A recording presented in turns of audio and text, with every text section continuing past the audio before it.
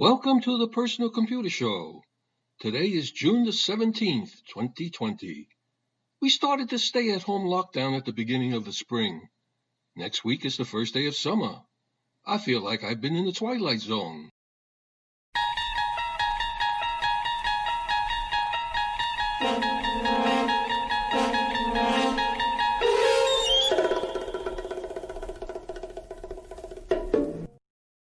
I'm Hank Key, and my colleague is Joe King.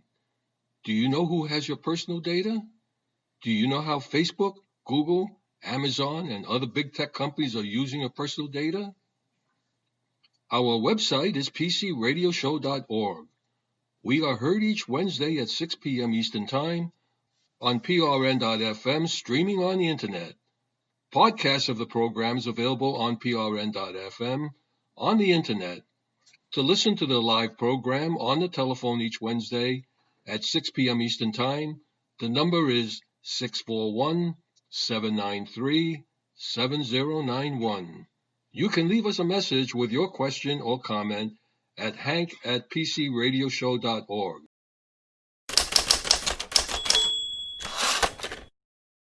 Many organizations are flooded with new tech purchases for work-from-home employees. They face a big question now. What are they going to do with all that equipment? Tons of equipment were purchased that may or may not be usable in an existing work environment. As the coronavirus spread and Americans were forced to shelter in place, the month of March saw U.S. sales of computers increase by 40%, notebook sales by over 50%, and keyboard sales by 64%. With many workers now returning to the office, companies and government agencies will be forced to deal with a mountain of new equipment purchased for the work-from-home period. Organizations may look at this situation as an opportunity rather than as a headache. In recent weeks, numerous businesses and government agencies are faced with the data risk, tech headaches, and challenges associated with transitioning to work-from-home arrangements, especially with an influx of new technology purchased for employees working remotely. Now, as many workers begin returning to the office, there is a need to outline a strategy for companies and government agencies to turn their rushed and often expensive technology purchases into a return on investment through a technique called asset refresh. An industry survey firm, Evaluator Group, noted that many organizational technology managers were caught flat-footed in react mode by the pandemic, unprepared for the scale of workforce displacement. While some companies might look to dispose of unnecessary assets or donate excess hardware to charities, there is another path forward in considering whether to move up the technology asset refresh cycle. There is a huge opportunity for organizations to plan and strategically replace outdated and otherwise inferior equipment in the pre-coronavirus office setting with new hardware that was purchased so that employees could continue to work from home. The coronavirus pandemic has provided an unprecedented occasion for businesses to update their technology inventory with a strategy called asset refresh. Many businesses made purchases that they were not prepared for because it wasn't in the budget, and it was done in haste to accommodate a remote workforce. Coming out of the pandemic, they now have a tight budget, and there are questions they have to ask and address, which is the financial bottom line of the IT investments. Do they have a plan in place for turning these new technology assets into a return on investment? If not, this is the time to stop reacting and start planning. When unnecessary assets are added to the organization, time and money is wasted. Under normal circumstances, a carefully researched acquisition plan is created before any hardware and software purchases are made by any organization. In the role of the IT manager, they have to evaluate asset refresh cycles and the life cycle of an IT inventory.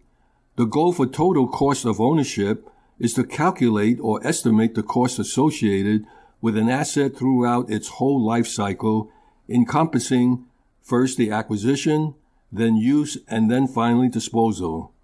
Sometimes it is more costly to maintain old machines and software than it is to upgrade. In other cases, it's more cost-effective to update old IT assets instead of replacing it with new ones due to hidden costs. In returning to business as usual, companies and government agencies will need to closely evaluate their technology inventory and decide where to cut costs and avoid hidden fees associated with new purchases. It is likely that a newfound emphasis will remain on asset mobility, remote workforces, cloud services, and data protection. Therefore, having an IT manager develop a strong plan for IT asset acquisition and disposal and developing strategies for generating return on investment with IT assets would be vital for business owners to help recoup revenue lost during the pandemic. Let's hope that by the end of the day that there is equipment that it cannot be integrated into an existing organization that is donated to charity for their use.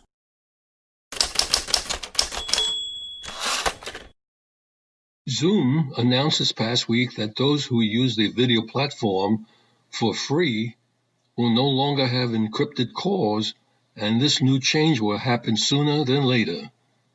The reasoning behind this change, according to the company, is that they want to be able to comply and work with local law enforcement agencies as well as the FBI in the event that Zoom would be used for malicious reasons.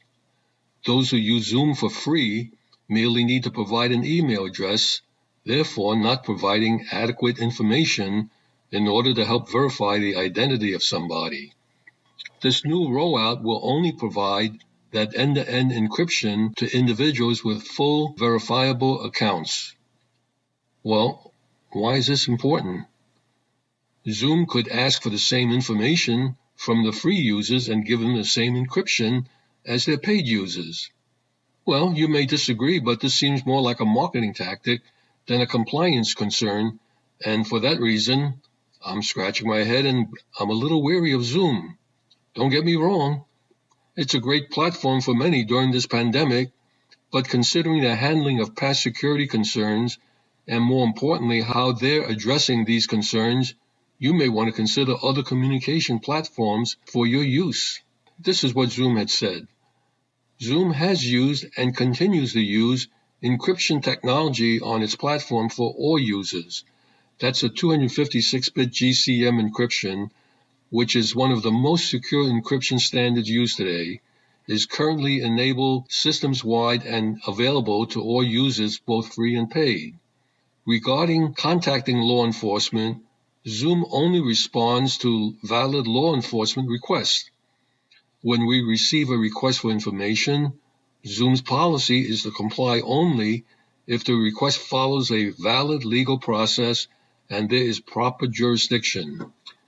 Zoom's policy precludes responding to requests where there is inadequate legal process, for example, when authorities lack jurisdiction or when requests are overbroad. Zoom does not eavesdrop on users' meetings. We also do not let law enforcement listen into meetings. Any reports to the contrary are categorically false. Zoom does not proactively monitor meeting content, and we do not have backdoors where anyone, including employees, can enter meetings without being visible to others via the meeting participant list. As to the end-to-end encryption, this is still a work in progress. We are currently listening to feedback from child safety advocates, civil liberties organizations, encryption experts, and law enforcement, and will provide an updated white paper incorporating this feedback soon. So, how encrypted are Zoom meetings really? The service's mixed messages have frustrated cryptographers as the U.S. government and other sensitive organizations increasingly depend on it. The video conferencing company Zoom has seen its star rise exponentially during the COVID-19 pandemic as friends and co-workers increasingly turn to the service for a communication lifeline. With this notoriety, though, has come mounting scrutiny of Zoom security and privacy practices. Zoom is safe for most people, But as the United States federal government and other sensitive organizations ramp up the use of the service, a clearer accounting of its encryption is due. That's harder to achieve than it should be because Zoom has sent conflicting signals about its encryption approach. A report in The Intercept last week noted that based on its own technical white paper, Zoom has falsely, yes, I repeat falsely, marketed one of the features as making meetings end-to-end encrypted. That would mean video call data is encrypted at all times in transit, such that not even Zoom could access it. The company has since admitted that this is not the case and now uses the word encrypted instead of end-to-end encrypted. You have to be careful with the verbiage that people use. When meetings have the settings enabled, Zoom still, though, hasn't removed its end-to-end encrypted pitch everywhere on its website in marketing materials. And in marketing material that was posted, Zoom attempted to resolve the confusion. In light of the recent interest in their encryption practices, they want to start by apologizing for the confusion that they have caused by incorrectly suggesting that Zoom meetings were capable of using end-to-end encryption. Zoom has always strived to use encryption to protect content in as many scenarios as possible, and they said that in that spirit, they use the term end-to-end encryption. They said they never intended to deceive any of their customers, but they recognize that there is a discrepancy between commonly accepted definition of end-to-end encryption and how they're using it. Saying that they don't decrypt it at any point does not mean that they cannot decrypt it at any point. But in some ways, their marketing approach complicates things further. Zoom can add comprehensive encryption only if everyone in the meeting is logged in through one of the company's apps. If someone joins the Zoom meeting through a regular phone call, for example, Zoom can't extend its encryption to the legacy of telephony network. Further, with the exception of those connections and a caveat for recorded Zoom meetings, they encrypt all video, audio, screen sharing, and chat content at the sending client and do not decrypt it at any point before it reaches the receiving clients, which starts to sound a lot like end-to-end encryption again. Their marketing post also includes a diagram that seems to depict Zoom's system as being fully end-to-end encrypted for most audio and video calls. What can you say? Because they apologize for the confusion, admit that it's not end-to-end, and then go on arguing how it is end-to-end? I don't know. It's confusing as hell. Based on this approach, it's been pointed out that the system does not meet the criteria of being end-to-end encrypted because of key management, the logistics of generating, using, and storing the keys that encrypt and decrypt data. Zoom's marketing currently manages and stores all the keys involved in the user data encryption in its own cloud infrastructure.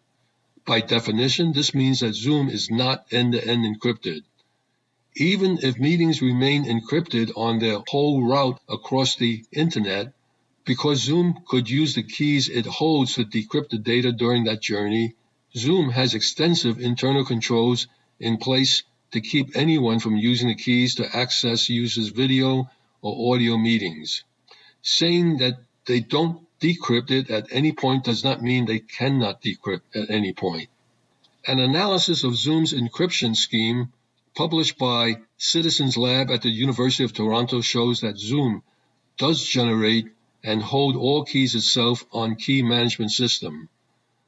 The report notes that most of Zoom's developers are based in China and some of its key management infrastructure is in that country, meaning keys used to encrypt your meetings could be generated there. It's also unclear how Zoom generates keys and whether they're adequately random or might be predictable. It would help if Zoom was more clear about how keys are generated and transmitted. Citizens Lab's investigation found that every Zoom meeting is encrypted with one key that is distributed to all meeting participants, and it doesn't change until everyone has left the room. Conceptually, this is a legitimate way to encrypt video calls, but its overall security depends on a number of factors, including what happens in situations where only some people join or leave the meeting after it has started. Citizen Lab found that the key does not change when some participants join and leave and only refreshes when everyone has left the meeting. Citizen Lab also found that Zoom uses an unexpected configuration for its transport protocol used in delivering audio and video over the internet. Improvising alternatives in this way is often called rolling your own cryptography, typically a red flag given how easy it is to make mistakes that create vulnerabilities. It sounds like Zoom solves a lot of the hard problems but didn't go all the way. After reviewing Citizen Lab's findings, all the cryptographers have emphasized that Zoom's centralized key management system and opaque key generation is the biggest issue with the company's past end-to-end encryption claims, as well as its current muddled messaging on the subject. Other enterprise video conferencing services take a similar approach to managing keys. The issue for Zoom is simply that the company made claims that evoke a much more secure and desirable offering. Adding to the confusion, Zoom's blog post claims that the company can still make many of the guarantees that come with true end-to-end encryption. Zoom has never built a mechanism to decrypt live meetings for lawful intercept purposes, nor have they inserted their employees or others into meetings without being reflected in the participant list. It seems clear, though, that governments or law enforcement could ask the company to build such tools and the infrastructure would allow it. Marketing's notes from Zoom offers a way for customers to manage their own private keys, an important step towards end-to-end encryption by physically installing Zoom infrastructure like servers on their own premises. A cloud-based option for users to do their own key management through Zoom's remote servers is coming later in the year. Running the entire Zoom infrastructure, clients, servers, connectors, in-house, this can only be done by big organizations. What can the little guys do? And for the cloud-based option, this kind of sounds like end-to-end encryption, but who knows? Maybe they mean something else if it is, then why not just say so? End-to-end encryption will be available later this year. Maybe. The fact that implementing end-to-end encryption with the kinds of features that Zoom offers is very difficult. A free Zoom account can host calls with up to 100 participants. Enterprise Plus tier users can have up to 1,000 people on the line. By comparison, it took Apple years to get end-to-end encryption to work with 32 participants on FaceTime. Google's enterprise-focused Hangouts Meet platform, which doesn't offer end-to-end encryption, can only handle up to 250 participants per call. For most users, in most situations, Zoom's current security seems adequate. Given the service's rapid proliferation, though, including into high-sensitivity settings like government and healthcare, it's important that the company give a real explanation of what encryption protections it does and doesn't offer. The mixed messages aren't cutting it. And remember, they just made the announcement that they are dropping encrypted calls for those who are using the service for free, and this change will happen pretty soon. Is this something that you might feel that you're going to miss? Well, since they don't do real end-to-end encryption, I don't think it really matters. But you still have to be careful with how you use Zoom.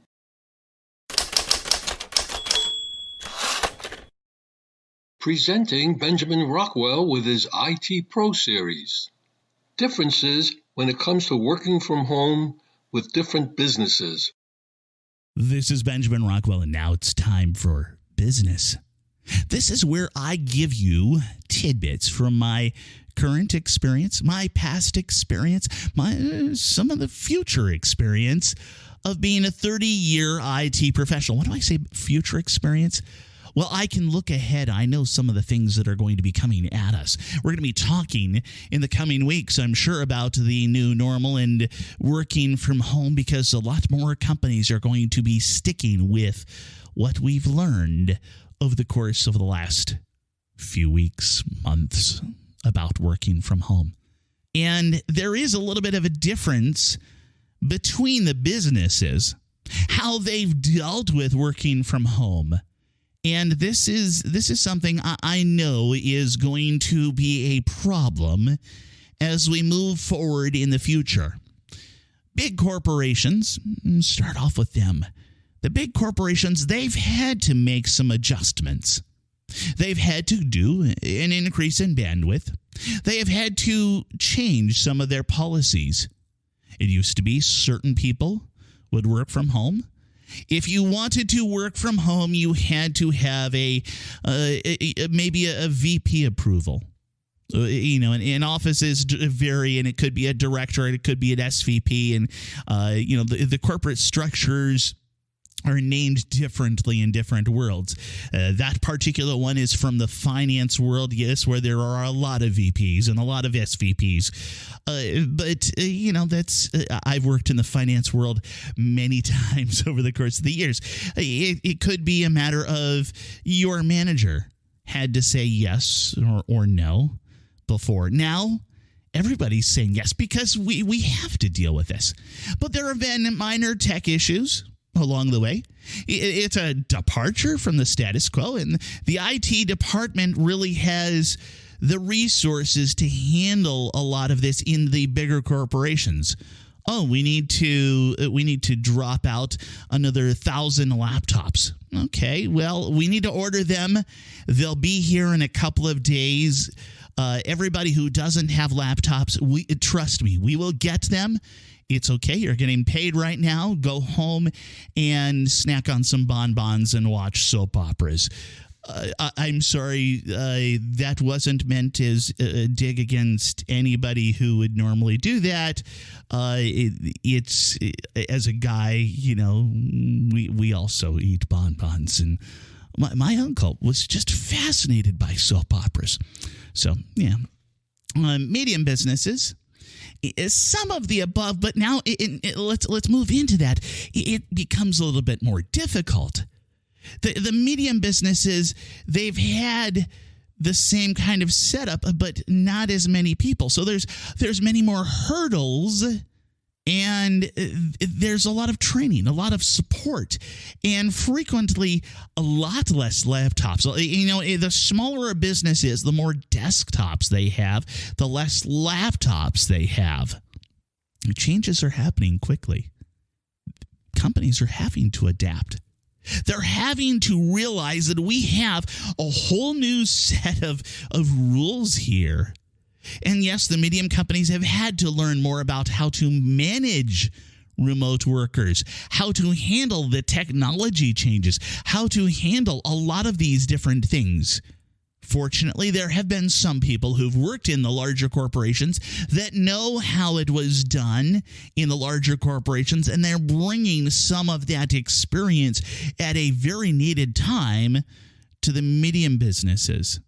The medium businesses, they've had to roll out more laptops. They've had to suggest things like, you're going to take your desktop home. You're going to take your computer, whatever it is that you have right now, you're going to package it up, you're going to take it home, you're going to set it up at home. Now, you need to be able to do this all on your own because we can't send out an IT person to take care of it. We can't even put somebody on the phone. You're going to come in last.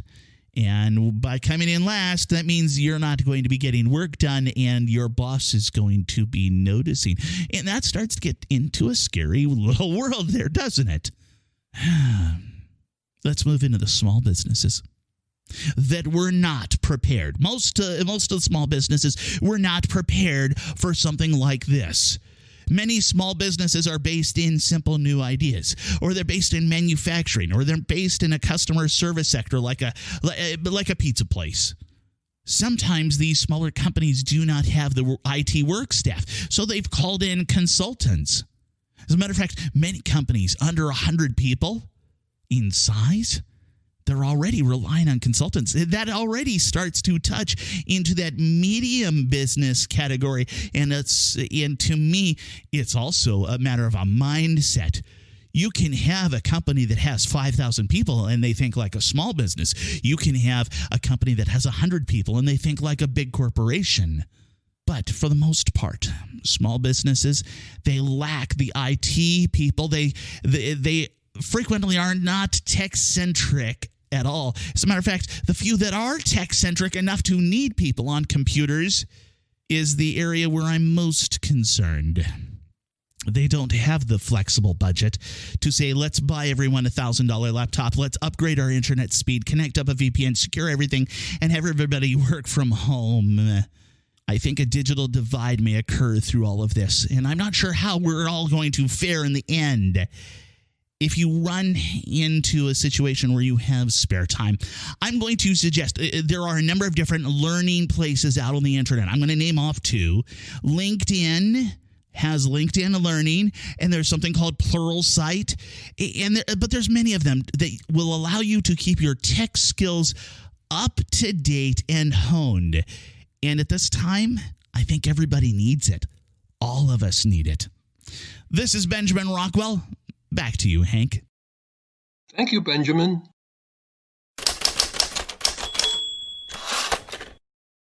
Working from home will be one of the new norms when there is a full return to work.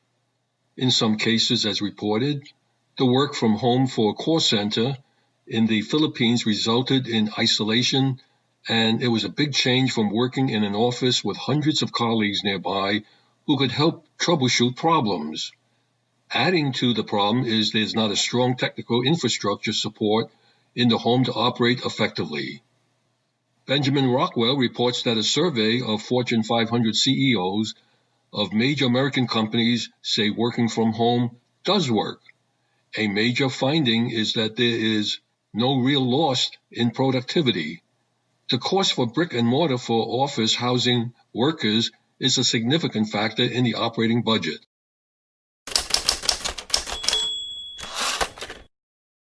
For Americans with questions about their bank accounts, mobile phone service, or e-commerce orders, getting answers have long involved talking on the phone with someone overseas, where English-speaking operators handle queries, complaints, and other calls. U.S. companies outsourcing this kind of customer service benefits from lower labor costs while counting on their overseas operators to keep customers' confidential information safe within the walls of the call centers. Now that the coronavirus is testing that arrangement, after the Philippine government imposed a strict quarantine in March, call centers had permission to keep skeleton crews at their offices, but they had to send thousands of other employees to work from home. Even as lockdowns end in the island nation, social distancing rules remain in effect. Many staffers won't be returning to call centers and instead will be answering customer questions from their home. That decision has forced Alorica Inc., a major operator of call centers in the country, to work with clients to revise their agreements about what kinds of information workers can handle outside the office. The closely held company based in Irvine, California, has about 40,000 employees in the Philippines, half of its total workforce, and must limit occupancy at its 22 sites there to 50% of capacity to reduce the risk of workplace becoming COVID-19 hotspots. Some jobs, therefore, must go off-site. The ones that are really sensitive, they're trying to keep in the office. But if there's no credit card information, credit information, health information, those are the ones that could be done at home. The call center business is a crucial one for the Philippines, which accounts for 8% of gross domestic product and directly employing 1.3 million people. And this is according to HSBC Holdings. So the nation is relying on Alorica and other operators to quickly come up with the solutions to keep the industry growing. Reopening the offices safely ain't going to be easy. The New York-based management director of Macro Trends Group, a consulting firm of Bain & Company, said that these call centers are typically densely occupied, which makes it challenging to protect workers' health. Just as the act of singing seems to spread the virus through droplets in the air, Talking on the phone for hours may be a higher risk. You can imagine that speaking all day would raise the risk of transmission. As many continue to work from home, staffers are having to become more self-reliant when they have questions about their work. Without managers around, if you need any support, it's not given instantly. You have to troubleshoot yourself sometimes. The isolation is a big change from the old ways of working in an office where hundreds of colleagues nearby. It's only you. You don't have anyone to talk to. Working from home isn't a viable long-term option for others. Paris-based Teleperformance has 47,000 employees in the Philippines, about 14% of the company's workforce, and many live in places with unreliable internet connections and unstable electricity supplies. They said that their clients are going to ask them to bring people back simply because the infrastructure of work from home in the Philippines is not the best environment for contact center work. If there is a 4-hour power interruption in their facility, they have backup generators to ensure that they won't have any problems. That's one reason why Teleperformance is moving ahead with expansion plans, including a new office opening late in the year that will house 2,000 workers. To meet social distancing needs, the facility will have studios for virtual training of new hires and coaching of current employees and work that managers used to do one-on-one. The company is also shifting several of the social events it organizes for staff members. Many of them are in their 20s with limited opportunities to socialize because they work such odd hours, serving customers in different time zones, with everything including yoga classes and karaoke nights moving online. Regardless of whether call center workers work from home or central office, the industry could face a growing risk if clients hit by coronavirus-slowed economies try to cut costs by replacing Philippine operations with chatbots powered by artificial intelligence. Recessions have historically accelerated automation, and habits may have shifted, which give companies some freedom to use those potentially less expensive services. The economic pressure makes it more compelling. For now, the Philippines call center staffers will need to get used to these new workplace rules.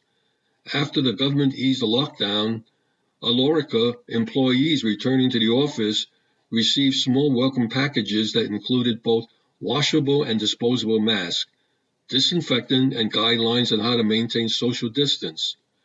One worker got something more, a reprimand from a security guard for getting too close to a colleague. Well, it's something they're going to have to deal with, and they may have some hard times, but they'll have to figure it out.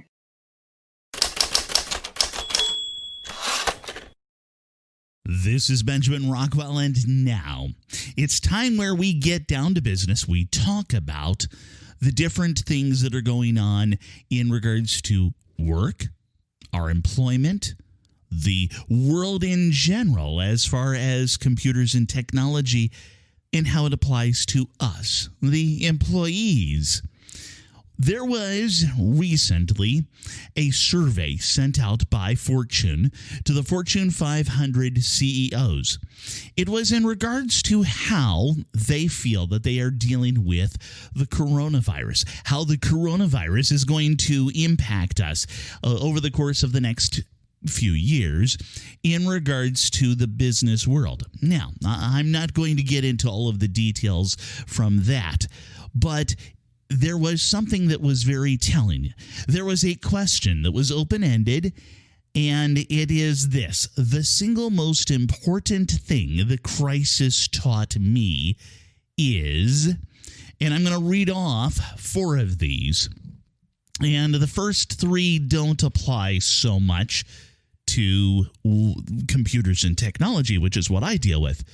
But let's go through these. A business cannot wait for the transformation it knows it needs. Now, we can apply that to the technology that is needed, like VPNs and being able to work from home and things like that. But I want to move on. Leadership and values matter always, but especially in a crisis. I love that one. I really enjoy the fact that they're thinking about the idea of the values mattering, of leadership mattering in a crisis. The next one, the meaning of the word essential. Oh, wow. And that gets kind of weighty. But the most important one that I took away here was working from home works. Let me say that again. The Fortune 500 CEOs, they all got together, and in amongst the most important things that they have been taught through this crisis, amongst those, working from home works. I will tell you that we have gone through a number of different ideas as far as, what is working from home like? Is it going to work? There are companies out there that have toyed with this for an employee to do this, once a week. And a particularly valuable employee that wants to move off to North Dakota because they're headed towards retirement, but they're still a valuable employee. Working from home will definitely work for them. But can we apply that across the board? And the answer is, according to the Fortune 500 CEOs, yes. The entire workplace is starting to evolve. It's starting to change. We are going to become more global. We are going to become a different kind of an employee over the course of the coming decade or decades. It's going to be very rapid for the next year or two. I mean, let's look at how many people are working from home right now. Many major corporations, to keep the wheels spinning, they're going through and they're saying, we can't have you come into the office because you could get sick and that all creates a problem. So you're going to work from home. A lot of companies are doing that. Yes, there are certain companies, certain different business industries, which, okay, the healthcare industry, you're not exactly going to work from home. Or are you? So my wife actually works for a hospital. She's been working from home. Why? Because her job, while essential to the operation of the hospital, is not essential for her to be in the office. She can do everything via remote, via Zoom meetings or whatever the equivalent is that they have there. She can do a lot of phone calls. She can do all of the different paperwork and everything else that she needs to do via remote. My particular position, as a matter of fact, the company I work for has sent a lot of people to work from home. I'm in IT. I can work from home. I'm able to reach out to all of the different bits and pieces of information and all of the different people that I deal with on a regular basis from home. The reality is I was already working in an office where, yes, I had people part of my team that were nearby, and yes, I could chat with them in person, but it wasn't really necessary. Because we all frequently, even if we were just a few seats away, would move to our instant messaging app. And we would send emails to each other because we had to include greater amounts of people in the messages that were going forward. For us to work together as a team, for us to mesh throughout, we had to communicate in writing versus face-to-face. Sure, it was great to go have a cup of tea with my buddy over there. But you know what? That's something that we're going to have to deal without. We still have that instant messaging. We can still remain friends and we can still interact with everybody. It's just a different kind of interaction. It's a different kind of workplace. This entire COVID coronavirus situation is changing the way we work and will work. And I am excited to see what happens next. This is Benjamin Rockwell. Back to you, Hank. Thank you, Benjamin. The takeaway is work from home does work, and there are factors that need to be addressed in order to have efficient and effective productivity.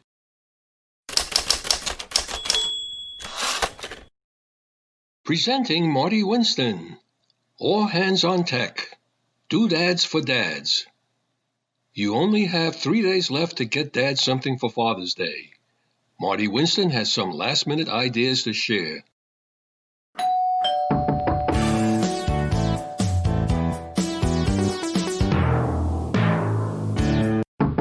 Did your dad have to work from home? Is he still doing some work from home?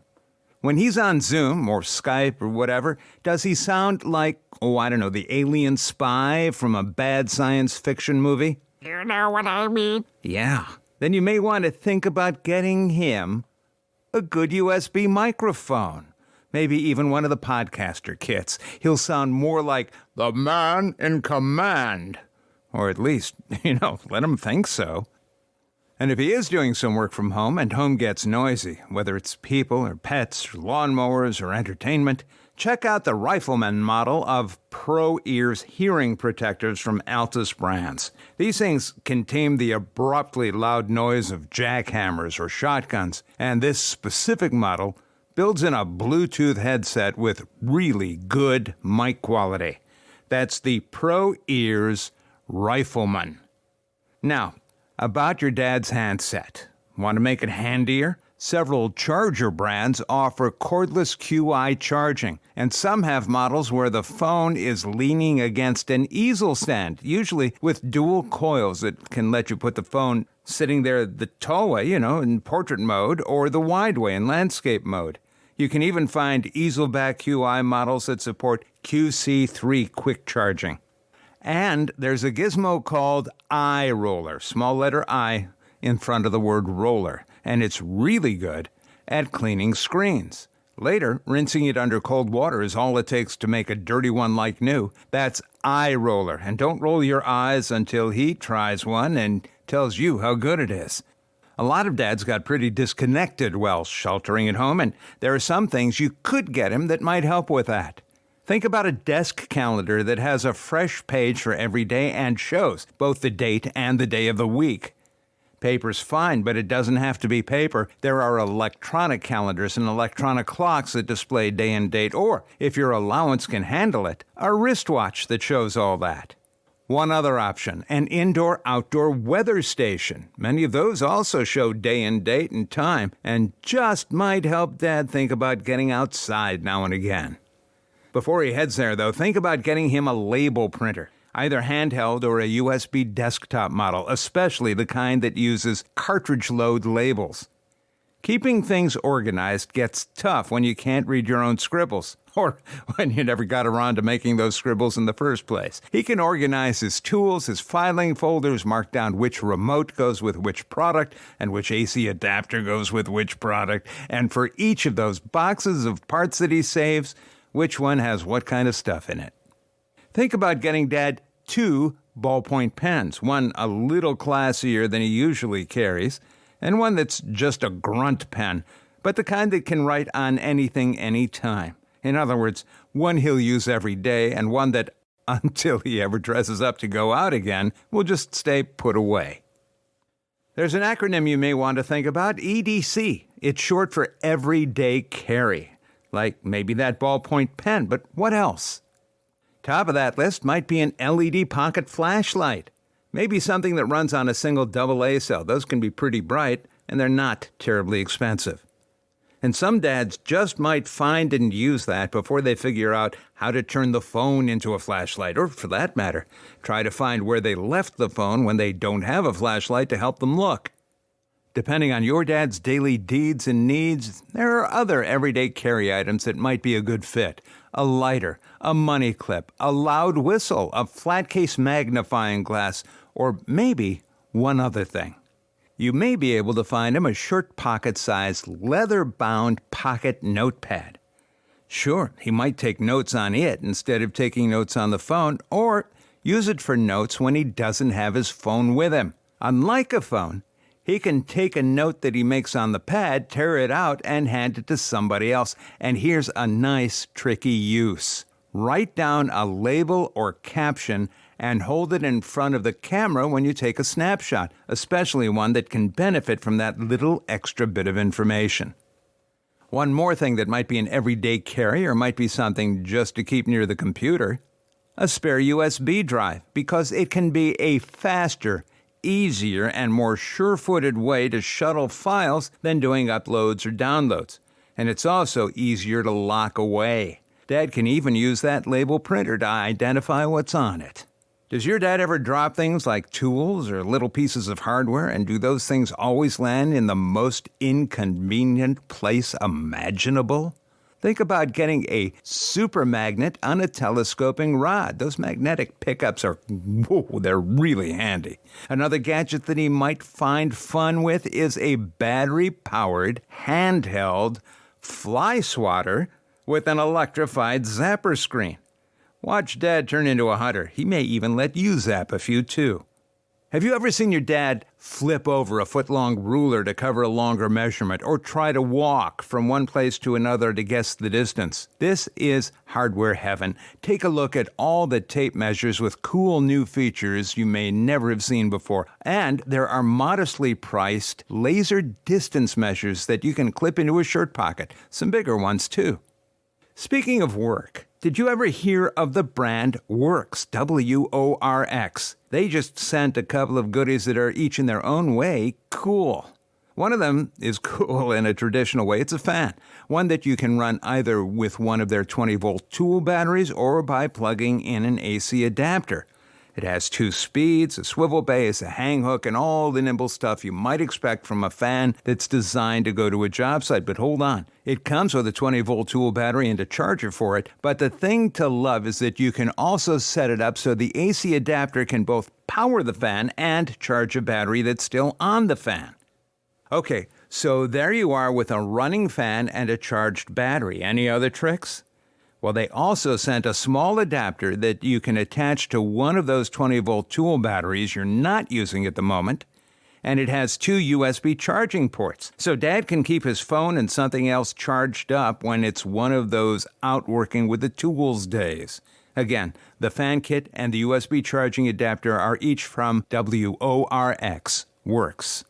Speaking of those out working with the tools days, there are so many sweet products from Klein Tools that it's like a candy land for people who need tools or organizing or things that go with tools. And in that latter regard, here's a nominee: gloves.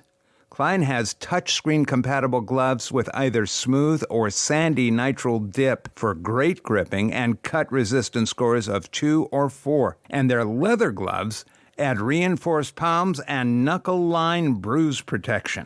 Chances are that Dad hasn't been able to get away for a vacation anytime recently.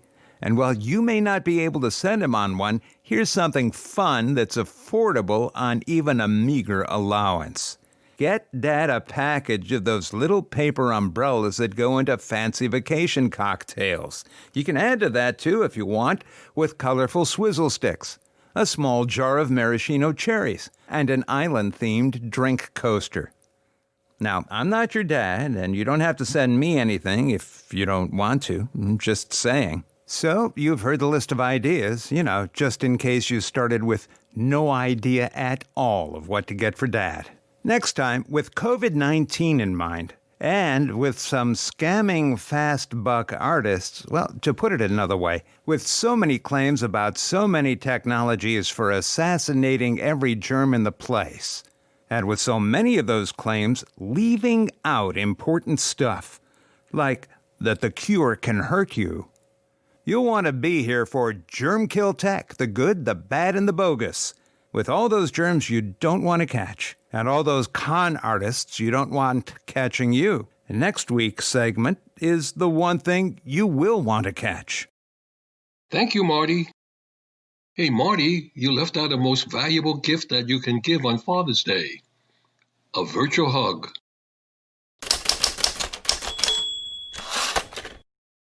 Public service announcements. Computer Club meetings in the New York, New Jersey, and Connecticut tri-state region. Some of the computer clubs have begun to schedule their general monthly meetings through teleconferencing. For updated information, visit the website of the computer club. The Amateur Computer Group of New Jersey will have a presentation on Tech Talk this Friday, June the 19th at 7 p.m. via Amazon Chime, that's C-H-I-M-E, and their website is acgnj.org. The Brookdale Computer Users Group will meet Thursday, June the 25th. Meeting time is 6:45 p.m. via Zoom virtual meeting, and the topic of presentation is Internet of Things and RFID tagging. Their website is bcug.com. The Westchester PC Users Group has a meeting on Thursday, July 2nd. Meeting time is 7 p.m. via Zoom virtual meeting, and the title of presentation is SharePower, S-H-E-E-R, and SharePower is a free business programming language. The website is wpcug.org. The New York Amateur Computer Club will have a presentation on Thursday, July the 9th. Meeting time is 7 p.m. via Zoom virtual meeting, and the presentation is Wix, W-I-X.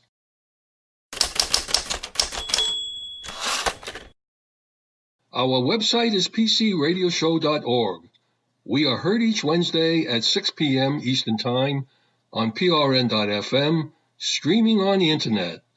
Podcasts of the program is available on prn.fm on the Internet, and if you have any questions for us, just send us an email address to hank@pcradioshow.org. As we are coming out of the stay-at-home order, we thank the first responders, all of whom deserve our appreciation and admiration. That includes healthcare workers such as doctors and nurses. Also deserving of our gratitude are the police officers, emergency medical technicians, firefighters, and others who continue to respond to calls and medical emergencies. Just a reminder, wherever you are, we come together at 7 p.m. each day to give thanks and gratitude to the medical staff and essential workers. Open your window, ring a bell, or make a joyful sound to show your appreciation for all those working on the front lines. In the meantime, stay in touch and remember to do regular backups. I'm Hank Key, and on behalf of Joe King, Michael Horowitz, Marty Winston, and Benjamin Rockwell, we thank you for listening, and we thank you for your support. Stay safe and healthy until we meet again, same time, same station next week.